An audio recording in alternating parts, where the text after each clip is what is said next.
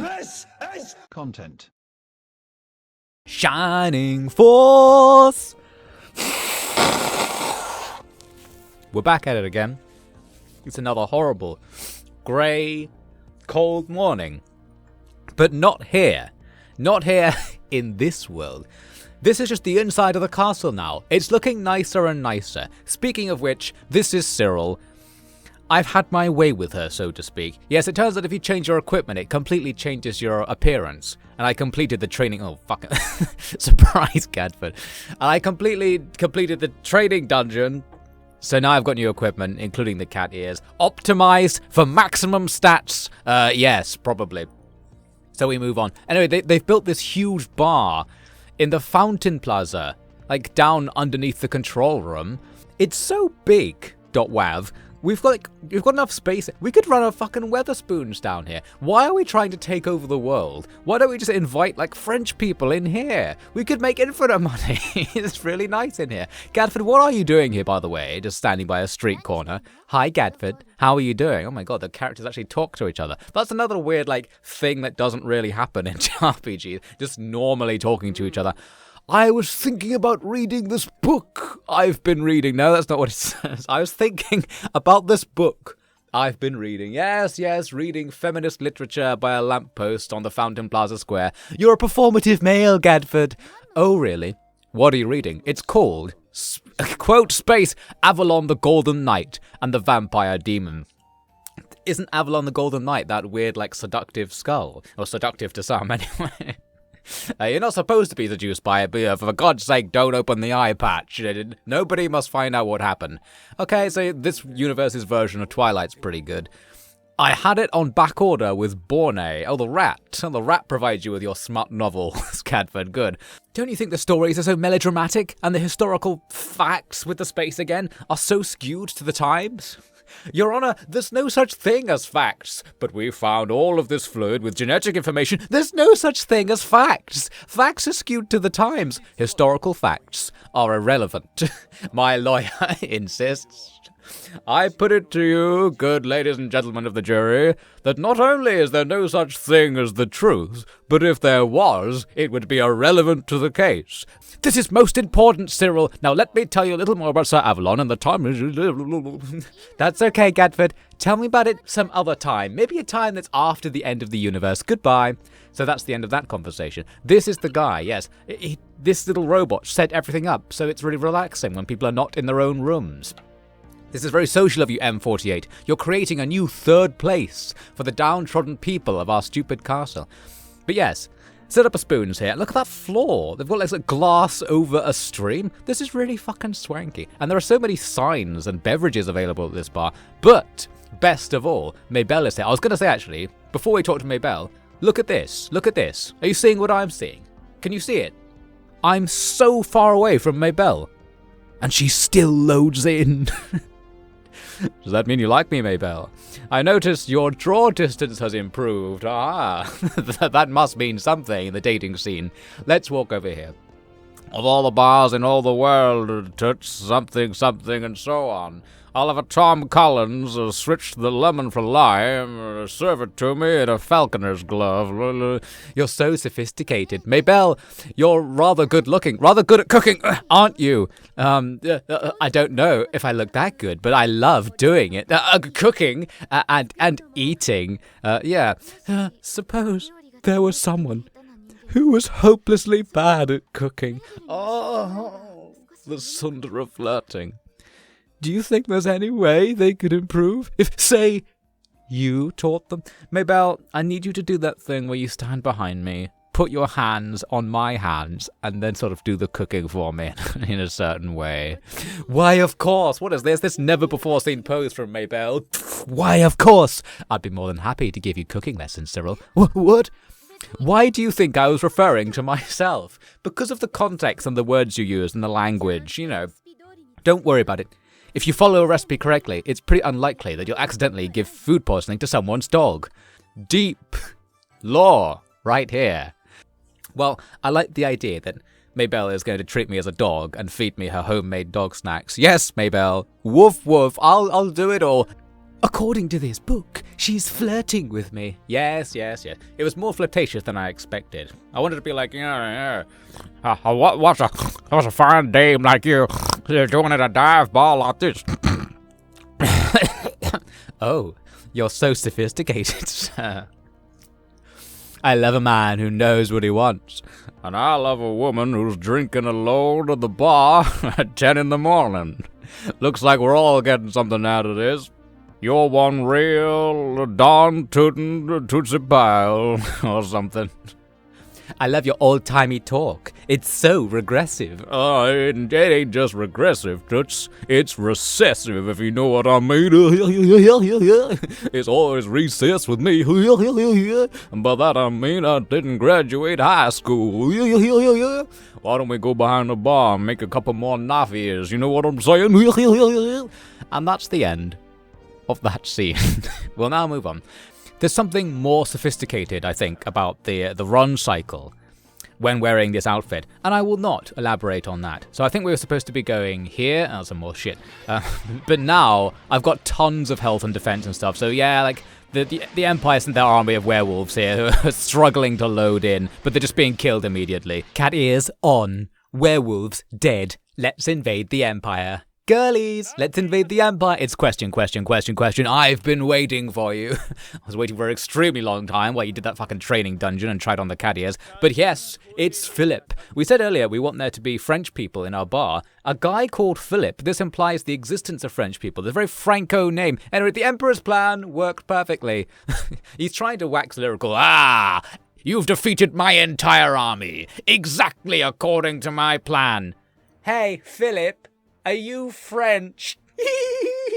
What? What are you talking about?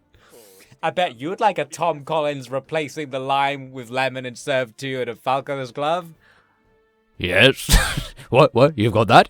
You can do that? Do you think you take the bait that easily? What bait? What do you mean? Oh no. You fool. Me sacrificing all of my troops was a genius scheme in order to... Because of the... We suspected it wouldn't be too difficult to separate you from the castle. The thing is, if I press R3, it just teleports you back into the castle's main chamber, so you can't really separate me from the castle. Philip, you doofus. You're the one who didn't finish high school. Sorry, I was having an argument with somebody earlier. And now your castle's defensive has been weakened. They have not been weakened. I left the children behind. The foolish Empire. They think there's a limit to the number of children I will send into battle in defense of my precious Photon converter. My photons, no! War beasts. So that means they were sent here. From Noswald, yes. I guess we can't hear each other's conversations, but I'm still annoyed at you, Toma. The dragon beast is a formidable... Please be very careful. Look, Xenos. It doesn't matter how formidable it is. What would be different? If it's weak or formidable, the solution is the same. You press the X button. I guess this is where the game's strategy falls short, because no matter what challenge they pose at you, you can't dodge, you can't block. If the enemy's going to be able to hit you, you just have to take the damage and just sit there pressing X. There's no stun animations that you don't react to being hit in any way. It's just a pressing X on each other contest. You just have to have the most number. So I guess the game's not that good.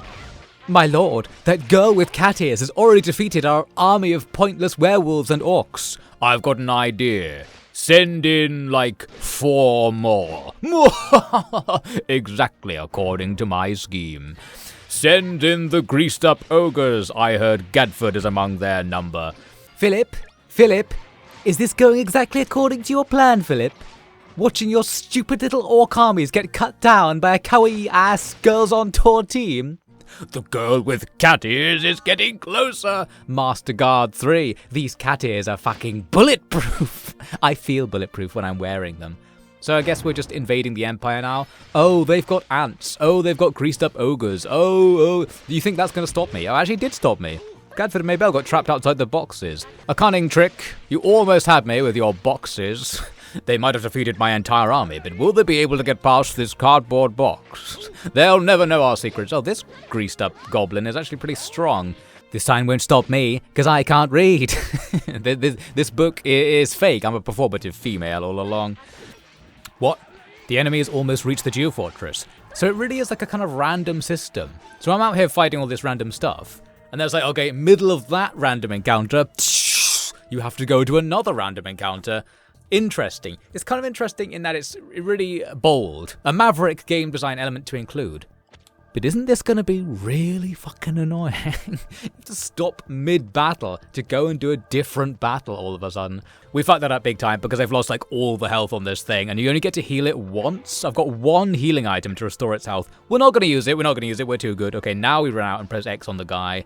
Are you out here, guy? Are you out here, guy? I'm going to do it, fucking game. Where's the guy? If the boss could just be like a gigantic fucking obvious thing, that would be really helpful. Oh, here he is. There's a fucking elephant in the corner. Okay, at last. Can we kill it before we actually lose the stage? We're very close to losing the stage right now. No. My precious photons. Oh no, we won. We won. I thought that was us losing. Okay, we did lose all of the health. Oh, I mean, I can't even see a single pixel of health on the health bar. That was about as close as it can possibly be. We've done it. We got away with not saving our save on a separate slot. It's all very good. Yes, I've got one cure metal. Use it to restore its HP. Okay, go ahead. We'll also add this, the magical barrier to protect the Geofortress from attacks. We can add 2 of these, actually. Well, let's just throw in 2. There you go. We've got some defenses now, so if it happens again, I might not get game overed. We're back in business. And now, we go fill up our water, press here, and it just takes you right back to where you were. I absolutely love this aspect of the game, where you can just teleport back from any spot, do whatever your business is back at home, and then just go back to playing the game. There's no, like, not even fast traveling to waypoints, which a lot of games would do. Here it's just like, look, we know you know how to walk back to where you were. Let's just say you're back where you were already. Like, just cut out the fast traveling part entirely and just go, okay, you're at the objective, just start doing the objective. That is more like it. I quite enjoy this. The game's so respective of the player's agency, the game reviewer says. But of course what he means is, ooh-ah, cat ears, ooh-ah, cat ears, ooh-ah, cat ears. So yes, when I say respective of my agency, the agency I'm referring to is agency to put cat ears on the main character. I think that's not quite a forbidden art, because back when I played Lies of P, I think you could also put like cat ears on the main character. So unlike things like destroying boxes for money, it's not a forgotten game art. We're extracting from the past here. Our perfect video game design principles so far are that the main character should have split personality syndrome, although that axolotl actually hasn't come up recently. I think the axolotl might have been dropped in the plot. I don't know what happened to the axolotl. It was in my old coat pocket and now we don't have it anymore. They should also be able to have cat ears. You should be able to destroy boxes for money. You should be able to teleport back to the shop just by pressing a button and then go straight back to the game with absolutely no interruption whatsoever. And I guess every random encounter should have a chance for there to be another random encounter during the random encounter. Just to make it even more random. And if you fail the second level random encounter, you get game overed. So like it's really high stakes compared to the first level random encounter where it's just fine. Okay, good. We've invented our perfect game. I guess I'm just surprised because you go and play some nothingy PS2 JRPG, Maybelle stuck in a box, blah blah blah blah stepbrother, and you expect it to be kind of bad, but if you compare this to, I think it was Tales of Arise, a PS5 JRPG I played recently, this has way more care and attention to detail in it, unlike my attention to detail in producing syllables from my fucking mouth. It just surprises me. Like there are more mechanics, there's more stuff to do, there's better UX, there's more consideration for the player's feelings and the player's agency, whatever. Like even outside of the cat ears thing, it's just better. It appears to me, ladies and gentlemen of the jury, that they do not make them like they used to. Toots. And so on, recessive, regressive. Please, Maybelle. They definitely don't make elves like they used to, because apparently it said somewhere Maybelle is like the only elf who's been born recently or something like that. Like she's like almost the last of her species. And I really want to do something about that, but Maybelle's very nonchalant. She's like, well, I guess I'll save the species. Oh, this random feral child has decided to use the only thing that can save my species to just sort of fight the fucking orc empire for no reason. Okay, fine. Well, at least there's a bar down here.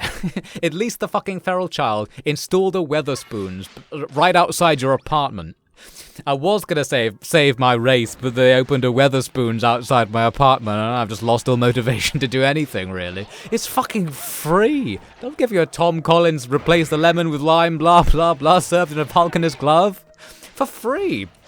It's all done by robots now, it's all automated. How am I supposed to get the motivation to save my race when fucking robots do everything? And there's a real-life topical comment for you there, ladies and gentlemen. Well, anyway, it seems we're now playing the game successfully. We'll pull this lever. Yeah, We're doing it. We're gradually invading the Noswald Empire. For some reason, this is like a Pokemon-style conceit, where the only way to get from one empire to the next is through a cave. Could we install a road or something? What's interesting is, you get given a limited number of healing items, but if you just press R3, you can touch that, it restores your healing items, and puts you back where you were. But like, without restoring the enemies Dark Souls style, there's no downside to just completely replenishing all of your resources and then going straight back to where you were. So I suppose it's a problem. I suppose Dark Souls is an actual like gameplay advance on this, in that you have to use your brain slightly to play it. But then again, I'm playing a PS2 JRPG. Do I have a brain? Do I deserve a brain? And that's fucking happening again. Here I come. Come and get me if you can. What was the point I felt I was making I needed to finish? I think it was that, like, yeah, they don't make them like they used to, like, quite literally. I'm just impressed at the combination of mechanics. I feel like it's probably going to get really annoying, but I really like the ambition here.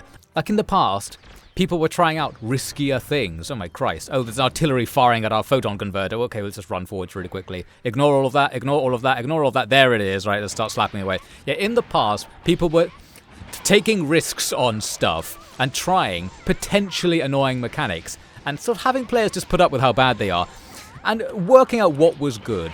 But nowadays, yeah, you play your Tales of Arise, you play your PS5 JRPG, and it just doesn't really have anything. It's just a generic third-person action game.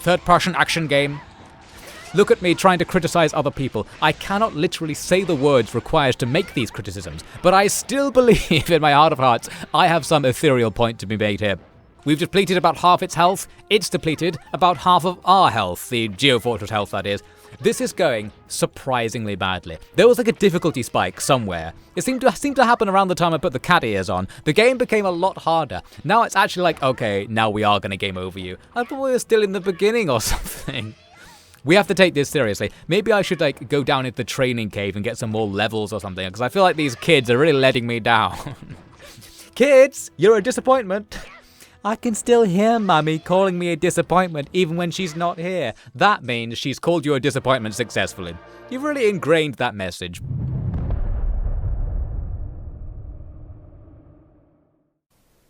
Oh! Better subscribe!